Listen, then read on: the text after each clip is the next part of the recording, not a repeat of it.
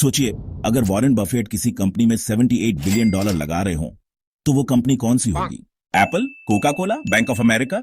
लेकिन क्या आपको पता है, उन्होंने सबसे ज्यादा पैसा इनमें से किसी में भी नहीं लगाया है, बल्कि एक और कंपनी में लगाया है जो उतनी ही खास है। बफेट की सबसे बड़ी इन्वेस्टमेंट है बर्कशायर हैथवे, यानी उनकी खुद की कंपनी। 2018 से 2024 के बीच उन्होंने $78 बिलियन खर्च किए अपने ही शेयर वापस खरीदने में। अब थोड़ा कंपेयर करते हैं।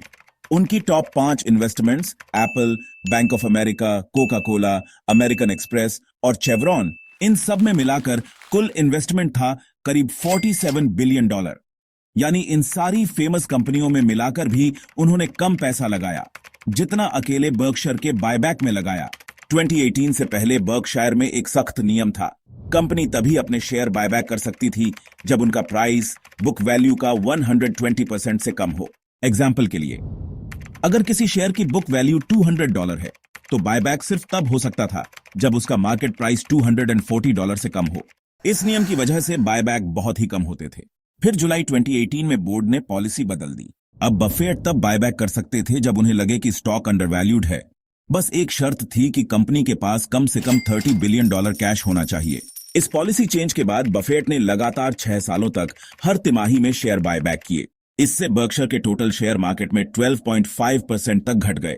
तो बफेट बायबैक स्ट्रैटेजी को इतना सपोर्ट क्यों करते हैं? इसके 3 मेन कारण हैं। पहला, बाकी शेयर होल्डर्स का ओनरशिप परसेंटेज बढ़ता है। दूसरा, ईपीएस यानी अर्निंग्स पर शेयर बेहतर होता है। और तीसरा, यह दिखाता है कि बफेट को अपनी कंपनी पर ज्यादा भरोसा है। लेकिन 2024 के अंत में बायबैक रुक गए। क्यों? क्योंकि बर्कशायर का स्टॉक इतना महंगा हो गया कि उसका प्राइस टू बुक रेशियो 2008 के बाद सबसे ऊंचे स्तर पर पहुंच गया। बफेट चाहे अपनी कंपनी से प्यार करें, लेकिन वो कभी ओवर पे नहीं करते। तो सवाल यह है, क्या बफेट की सबसे बड़ी इन्वेस्टमेंट उनकी सबसे स्मार्ट मूव भी थी? आपका क्या मानना है? कमेंट सेक्शन में जरूर बताएं। और अगर आपको ऐसे ही फाइनेंस इनसाइट्स पसंद हैं तो लाइक करें, शेयर करें और चैनल को सब्सक्राइब करना न भूलें।